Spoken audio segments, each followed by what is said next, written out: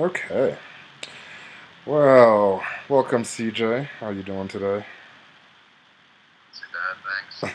Uh, I mean, I'm doing okay considering everything that's going on in the world right now. So, it's a real weird parallel timeline we're in right now.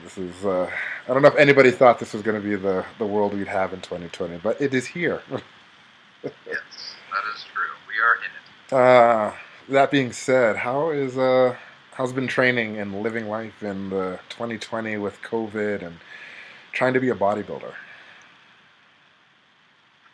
Well, luckily, as things have calmed down a little bit, it's gotten a little better. For example, when it first went down, everybody was panicking and there was all the shortages.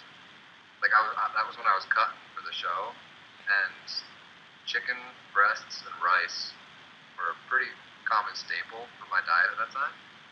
Um, and it was almost impossible to find that for You know what? I didn't even think about that for a minute because I knew here we had some shortages of some things, and luckily I had stocked up on a ton of chicken kind of prior to all that because I work at a restaurant, and I could get like 25-pound boxes, and I had like two in the freezer already. So I was like, this can hold me for a hot minute. But yeah, I just didn't think about food being a scarcity, I should say. With yeah, trying to prep for a show and get through things like that.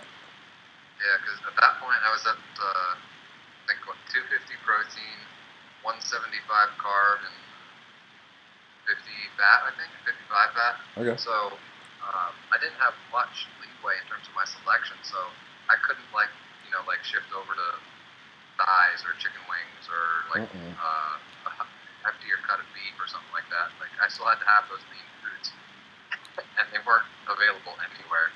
So that was interesting. But luckily the craze has kind of settled down with that.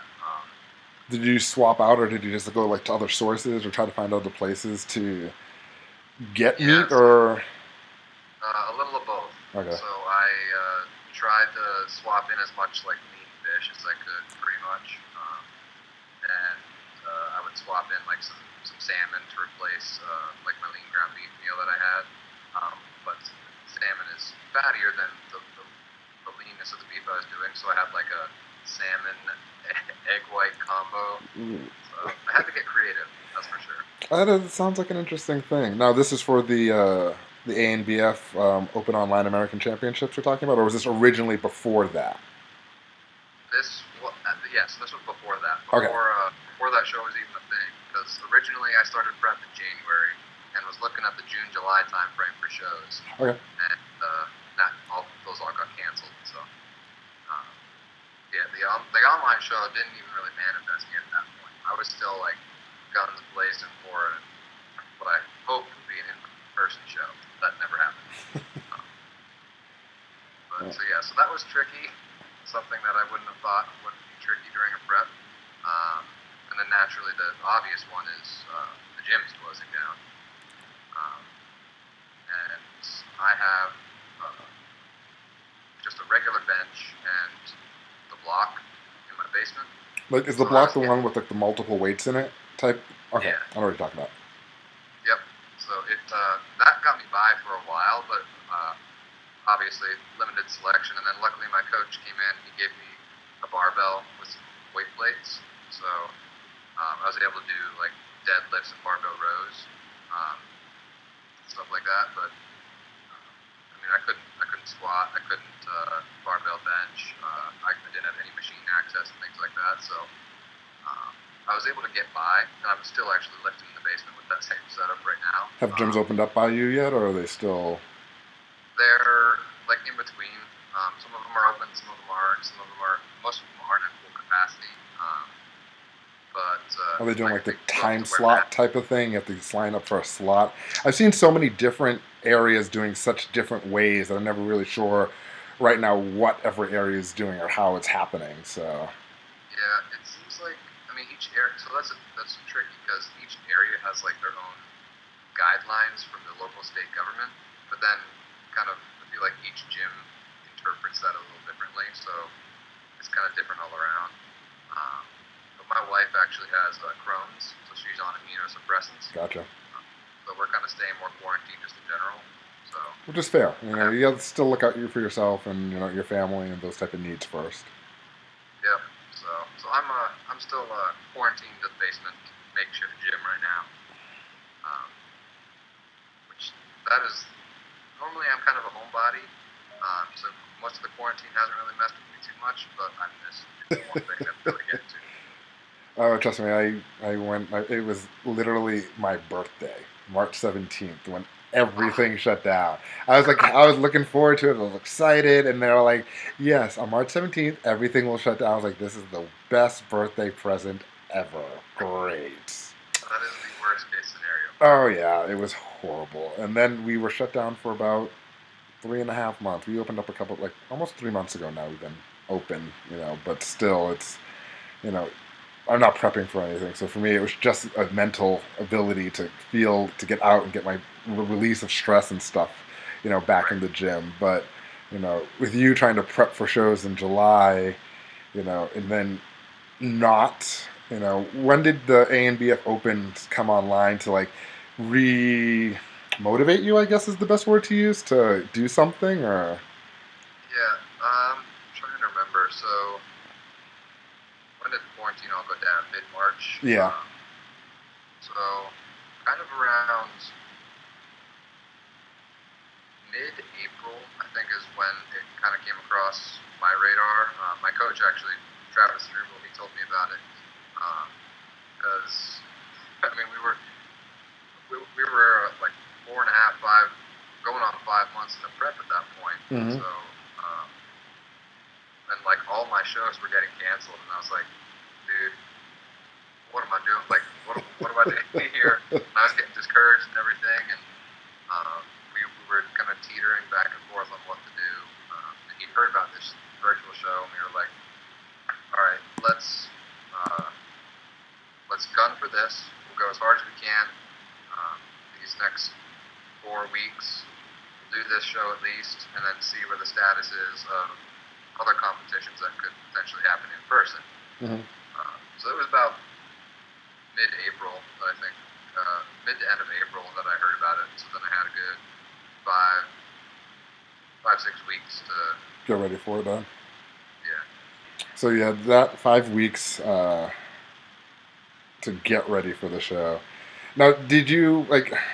See, I remember it's funny because I saw Kent post about that, and I was just like, "How is this going to work?" Like that was legit my first. I'm like, I don't understand what's about to happen. I don't know what's going on. Like I get what he's doing. I know zooming everything has become the fad of 2020. Vid chats like this are what the world is made out of right now. But for Yeah. a bodybuilding show, I was just like, I'm not really sure what this means. Yeah, it was the most unique experience for a bodybuilding show that I've ever had. Okay. I can say for sure. So what basically went down was he gave out a deadline, which was May 30th, and you took a video with like proof of the date and stuff of your mandatories, and then you also did a posing routine, and you sent him in that video.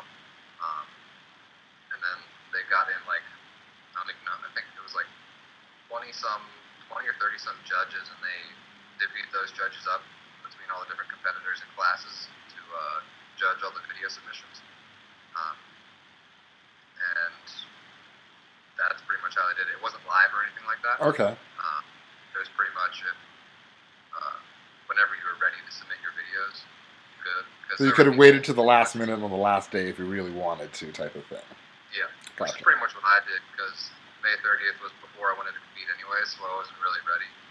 Um, but it was good in that sense because I'm sure there are people already ready in like April that were prepping for shows in April or something. So Mm-hmm. I'm sure that's why he did it that way. Um, but so yeah, so that was different because I didn't know whether to like put on some tanner or not. And it seems like there which I ended up doing, which backfired because tanner under the lights in my basement just didn't work. Okay. So I actually looked way better in the just white bearskin check-in photos that I had taken, as opposed to my actual routine and stuff. So that was See, tricky. stage lights are set at such a way, and I think that was my biggest thing is because stage lights are set in a way, and everybody that's going to be submitting these videos, I guess, aren't going to have like some people might, like I have a friend Travis who has like a whole scaffolding setup of lights in his, basement to do posing with.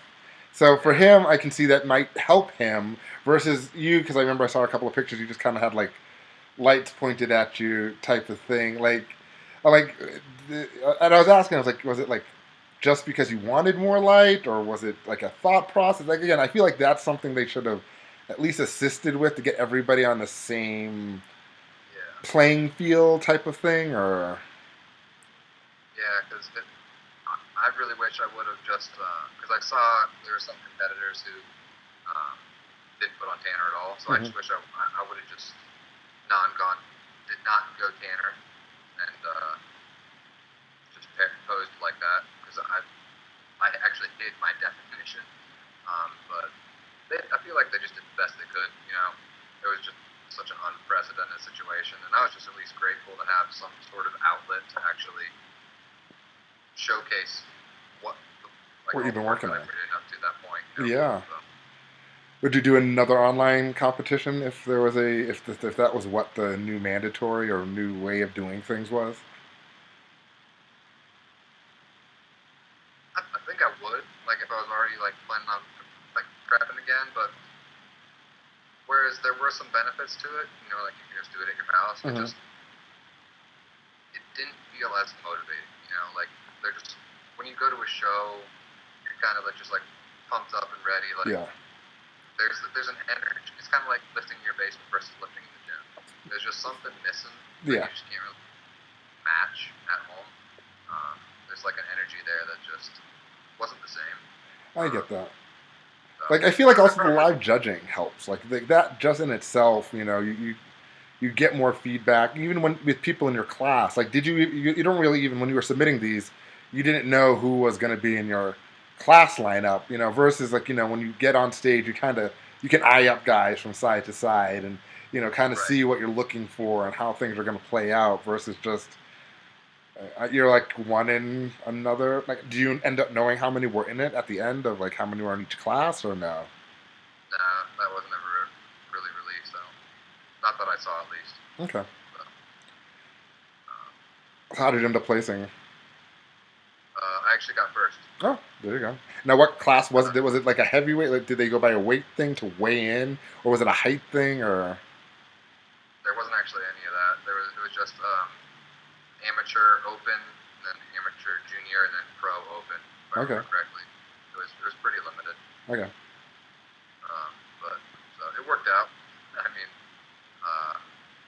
it was awesome to get another win under the belt, and Your first virtual win. despite, yeah, despite the tanning debacle, and then freaking MTS was a sponsor of the show, and I got like 23 boxes or something like that of outright bars for getting first.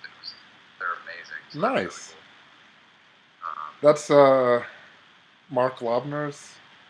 cool. Yeah. Okay. Yep. Awesome. But yeah, I mean,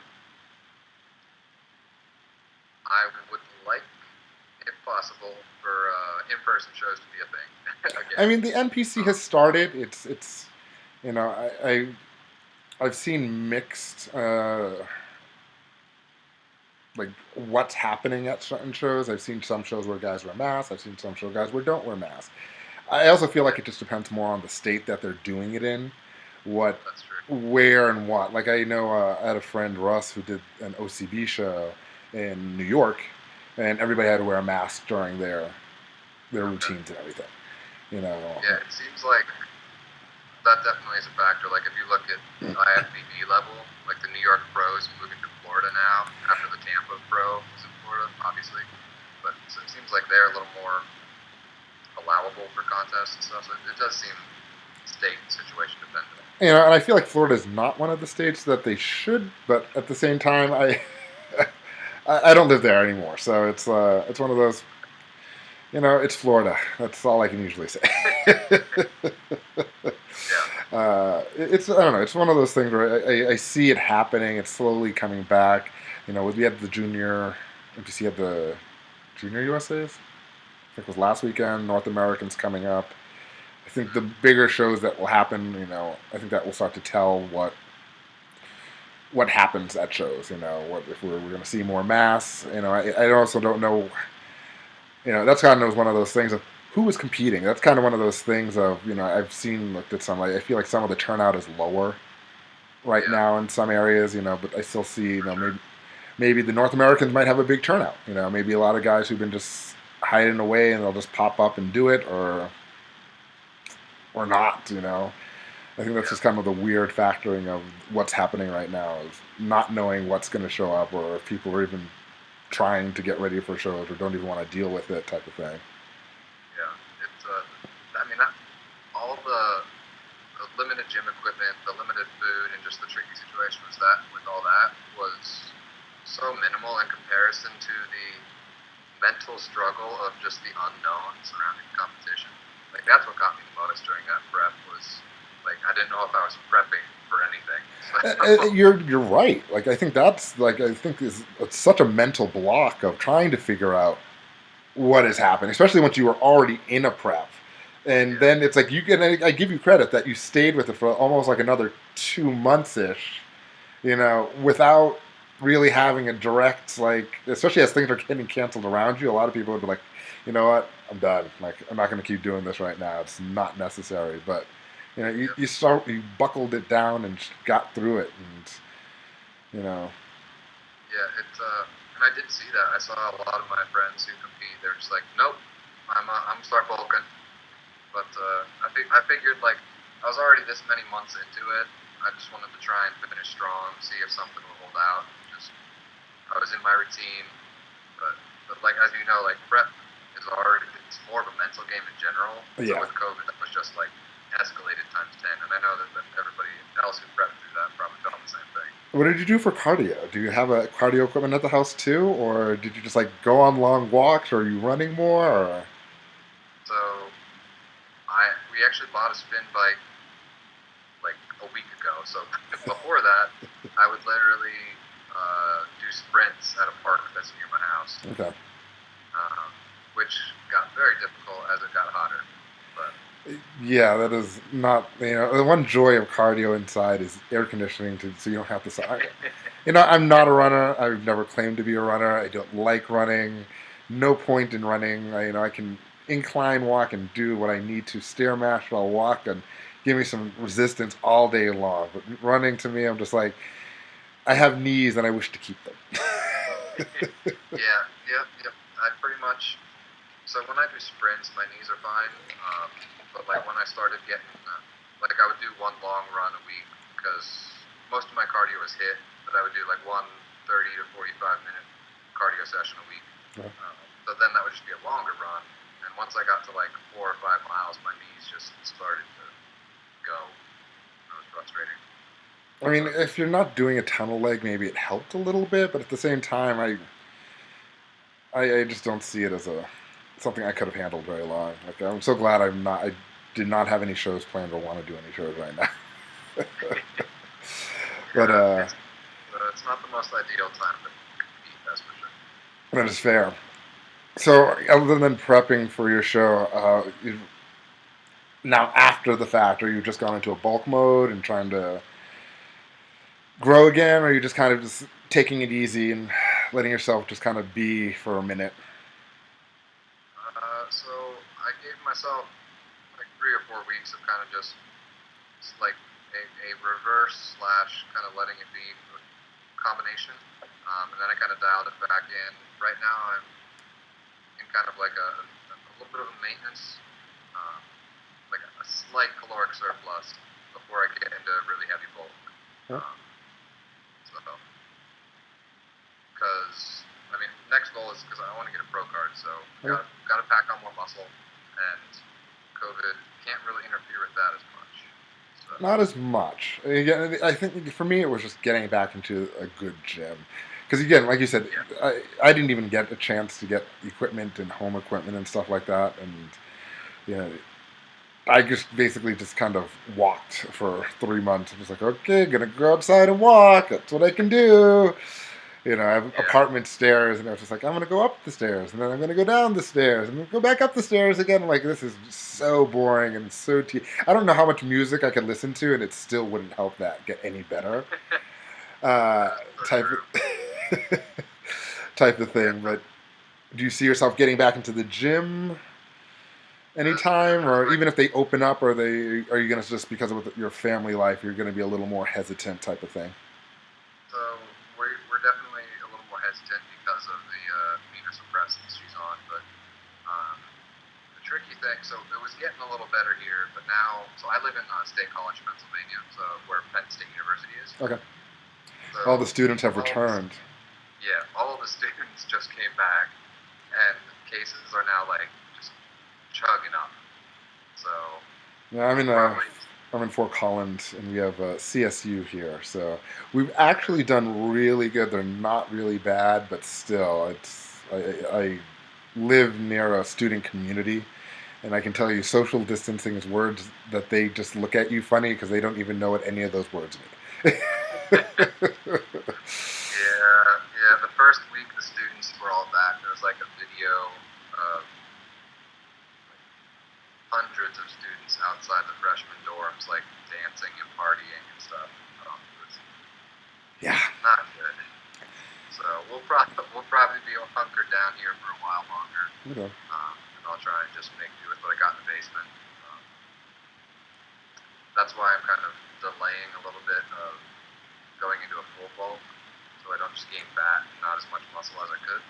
Because That's why I'm trying. you're not putting the full energy that you could put into it at home, Exactly. because you can do things and it's great, and I love that you know there's things we can do, push-ups and bands and stuff, but it's that mental mindset I feel that's most of all. It's like, what, if you really want to put your heart and all, band work is great, but no matter how much you lift that band, it's not what you should be doing. Yeah, exactly.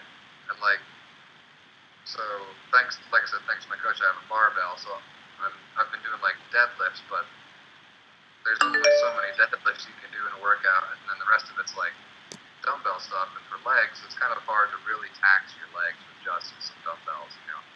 Um, so it's you can do what you can, but it's not going to be the same kind of caloric and muscular output that you can get in the gym. No, So not at all. Well, the last time we kind of chatted was, I want to say it was 3 years ago when you got your first suit with us. yeah, or I think 3 or 4. It's Yeah, been a while. it has. So I took a long time off between my competitions because when I competed last time, I was an undergrad. So I wanted to finish out that, but then I pretty much went right into my master's degree. So, which ended in December of 2019. Okay. Pretty much once that ended, I started prep. So I just took some time off to focus on school. Basically, what it comes down to. Embedding yourself mentally is just as good as helping yourself physically with the body. So, and Yeah, now, and honestly, if anything's going to improve long term, your mental health is way better than your physical health usually. So, for sure. Yeah, it's a lot easier to motivate yourself and get in the gym in the first place if you have good mental health. So. this is true. But I mean, I was because of that long break, I was really itching to compete. So I was so excited, hit the ground running like January, and then COVID. But Were you bulking up prior to that, like to add size, or were you still just kind of just training with school, or? yeah, so pretty much I knew I was going to compete once grad school was done. I made that decision like a year before grad school ended. Mm-hmm. Before that point, before I really decided, I was kind of just eating like a normal person and just being. I was still like lifting all the time, but I wasn't like super strict. But once I got to like that year mark, and I was like, I'm gonna do this, then I really nailed my diet, kind of dialed everything in, and put on some good quality muscle and really got my metabolism going.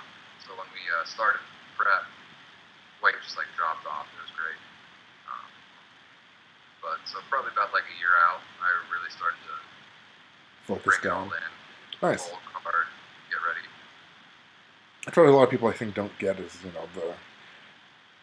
the pre-prep that's needed to get done for a show. It's like it's not about the prep. Prep is great, but if you haven't got to what you needed to beforehand, or at least made improvements to where you were before, you don't.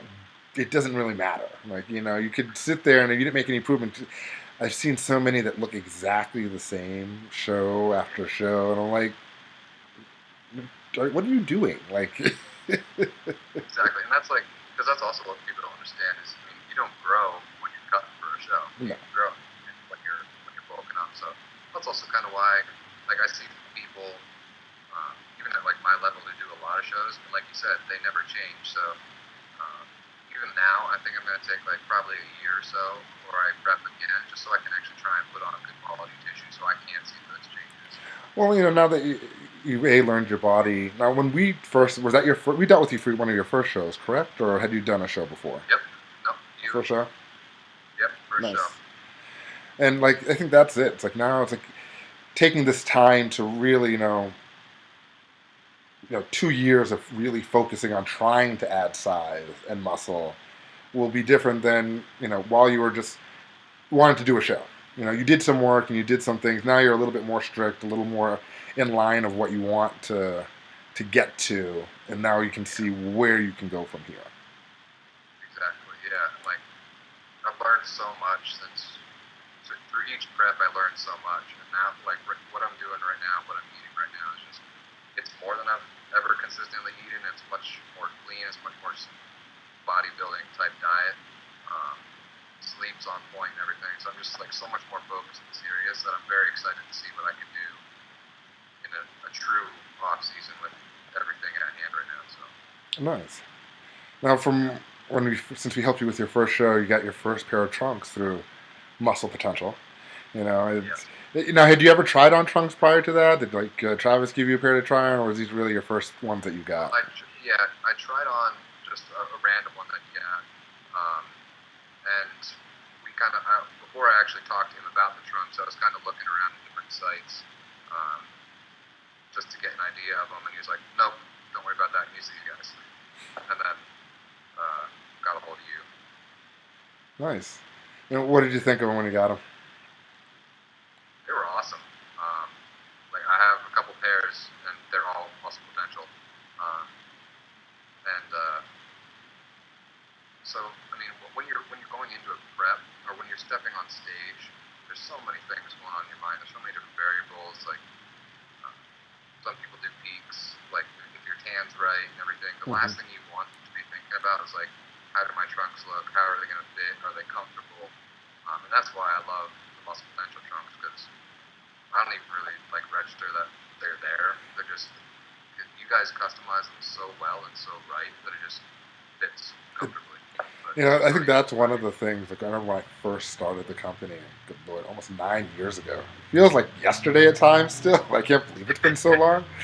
That was like one of the things. Like that one thing. People are like, I feel like I'm not wearing anything, and it's really odd at times because you're like, wait, I am wearing clothes, but I don't feel like I'm wearing anything. I'm like, that's how it should be. You should just kind of be okay.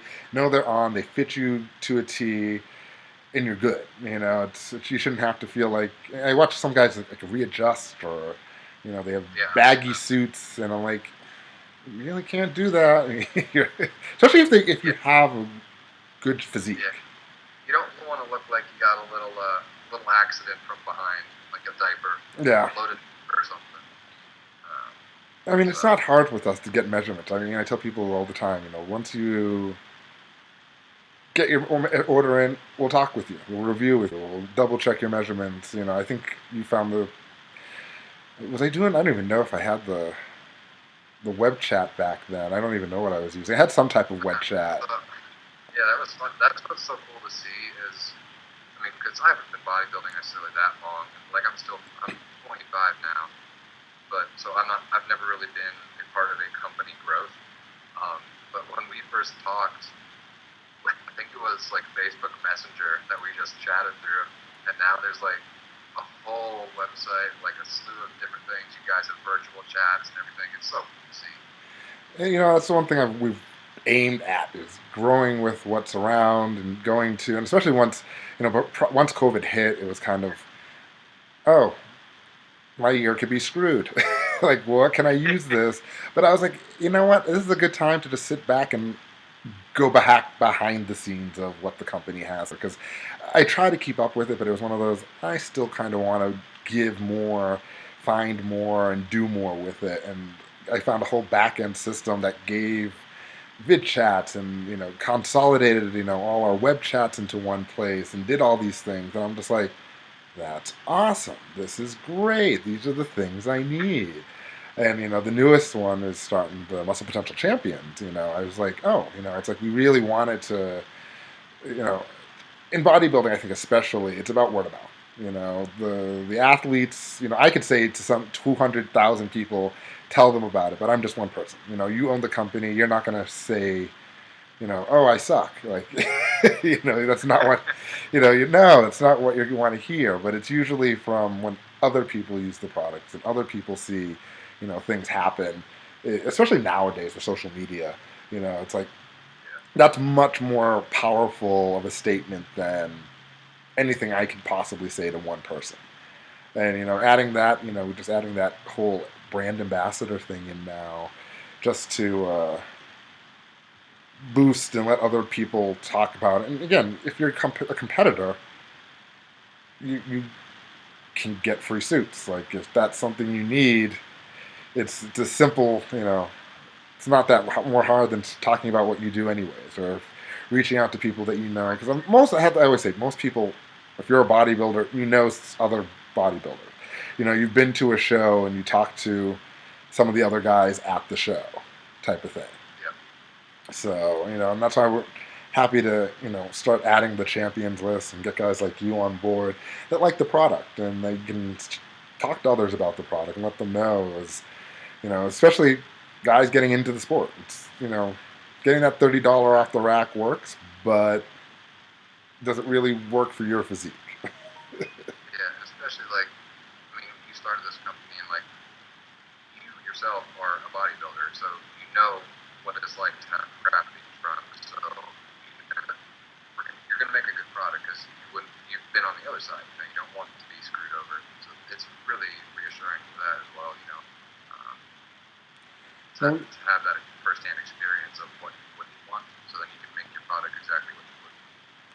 Exactly. That's I think what the biggest thing is. It's like when I started, it was trying to figure out some of these companies want you to order 4 months before your show, and I'm like, dude, some people don't even know they're doing a show 4 months before their show. I know some, and that's why for me I would have, because I do long diets, but others don't. And even then, it's like if you're a big person, you might drop a lot of weight. What size do you say to order 4 months ago, but by the time you get it, you might not be the size they thought you were going to be, type of audience. That's why I was like, no, why don't you just make it to the size of the person 4 or 5 weeks out? I didn't see a reason why you should have to wait months to get a suit. And I realized it was mostly because of the women's suits. Love women's suits. They look great. They do a lot of work to those things. But because there's so much, they kind of always throw guys to the side. Yeah, we'll get to them eventually. It's like, why can't we get the special treatment here? We should be able to get these one-on-one moments, and the same type of thing that the women goes to work in the women's suits should go into work into the guys' suits too. Right, especially because at the very top level of bodybuilding, they really changed in those last 4 weeks. It's drastic. Some of them won't even look like they're ready, they're stage ready, and then they step on stage and they're freaking peeled. And you're like, where did this person come from? I saw pics 4 weeks ago and they didn't look anything like this. Yeah, exactly. No, I agree 100%. And that's kind of one of those, it's like hopefully more people will learn, driving you to the team, can spread the word and talk to people. That's what it's about. Your coach, Travis has used this as well. And, one spread to another, and hopefully more we'll see and more will come. He doesn't compete anymore, but you know what? He still has somebody he works with that does compete. And go from there. Exactly. Yep. Ah, Word of mouth, social media. it's, you know what, Most it's a powerful. weird world. Like I never thought this was going to be the world. 9 years ago when I started, I think Facebook was just barely a thing. Like, like I remember I hesitantly joined Facebook because I was like, I really am not a social person personally. But I did it because I was like, "Ugh, I see this is going to be a thing that I'm going to need to have as a resource in life for my business. And even again, talking to you and getting that chat connection and getting that personal touch to talk to people, you know, started with Facebook. Honestly, it sucks to say, but it's one of those things that it has. It's changed a lot, and I'm glad I can actually pull it off that platform a little bit though, and move to things like this. That's more just my company base. Yeah, exactly. It's much easier this way. Yeah, Okay, yeah, so well, thank you so much for taking some time out and talking with us, absolutely. and Very having a happy to wonderful be chat about 2020, the world of bodybuilding as we know it now. Okay. Yeah, let's hope it doesn't stay that way. I don't know what this where the I still think 2021 could be even worse than 2020. Like it's a possibility where there's just so much going on. Again, I also this is why I feel like bodybuilding as a community needs to learn to pull itself together a little more. You have to. It's if we want it to Yeah, survive. Especially again, it's one of the. It's a sport. It's sports aren't doing great right now. exactly. Regardless, any sport, NBA is not doing great. It's like they don't have Yeah, spectators. You know, yeah, uh, and again, how long can this survive? That's my other thing. It's like if sports don't have spectators for long, there's nobody paying for the seats. That means the prices drop. Eventually, the sport is going to fade. Like yeah, that's yeah. just it. And then especially with bodybuilding, like it's really all about the fans. Like that's Right. it's really it. Like they do shows for fans, and yes, we pay entry fees and stuff. We pay for whatever organization cards you get, but all these people who run the shows make money off of the people coming to see the Right. shows. And if you can't see the show and they're not selling tickets, I just don't know where in the next, after 2 years of this, what, again, things might change again. Yeah, and like even before this happened, I felt like kind of bodybuilding as a whole was somewhat on the decline. Like I noticed at a couple of my competitions, there just wasn't as many people as I would have expected. So hopefully we can all kind of like rally behind this almost, and, like substantiate change. I don't know.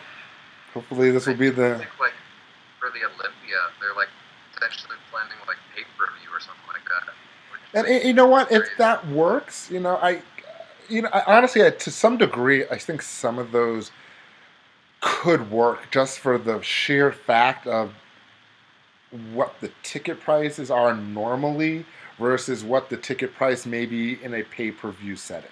If it's like $70 maybe to get a ticket versus what some of those tickets are like $200, $300. Like you might actually get a much wider base now because they can just sell it in a format where $70 people will, yeah, I'll drop $70. Especially if you don't have to even fly out there, buy a ticket, Right. get a hotel stay, that type of thing. That's very true. I didn't even think about it like that. Yeah. Again, I think that's really, but that's again goes back to though, you still have athletes that have to pay money to do all these things to get out there, and again, this is where I'm like, is it the same? Because I don't know anybody who, if any of these shows that have gone on yet, what the spectator side has been yet. I haven't really got to talk to anybody yet. So like I don't know if it's like a socially distanced thing. Do they only let so many people into the venue, or are they doing judging, you know, completely, audienceless? It's just the judges there. Right. I feel like that type of thing does change the thought process. Because again, when you, especially if you have a big group of people cheering for you, and now it's again, I keep saying this. Watching any sports right now is just really creepy because there's nobody in the stands. Like I know they Yeah. keep trying to do things to mentally block you so you don't notice it, but I just keep, I'm like, the stupid fake foam people at the baseball games don't help at all. I'm sorry. Like, I just keep staring at them. I'm like, you just could have put Muppets up there. If you put Muppets up there, I would have appreciated it 10 times more. Like, just get people with Muppet things, just doing it like, yeah, or something. I don't know. Yeah, it's kind of like what I said earlier, even just about the gym. Like, there's more to our sport, just sports in general, than just lifting the weight or just doing your sport. It's the atmosphere that's there that's missing. So, Yeah, it's again, that's why I feel like I don't know what's going to happen. Because again, especially with bodybuilding, again, most sports there's fans and there's stuff, but bodybuilding is a very atmospheric. Like I always say, there's one smell that any competitor knows when they go to a backstage of a show. It's just a distinct mixture of like a vasodilator and like tanning oil, and it's like, and it's no matter what, I could be not go to a backstage of a show for like 10 years, and I could walk backstage and I'd be like, "Yep, I'm at a show." Like it's an yeah, instantaneous. It's in your head and you know it. yeah, the tan that fills your lungs. You got a hint of sweat, Mm-hmm. maybe like some socks. Yeah, It is. It's very. very much part of what a show is, and it's like I always tell, like, especially first time competitors, with going into it without knowing like what it used to be. And again, I haven't really seen a lot of shows right now, but again, if their first show was the virtual show, it's like if they ever did a real show, I think they'd be really confused. Oh yeah, Yeah, like, wait, what? What's happening? Like, what are we supposed to do?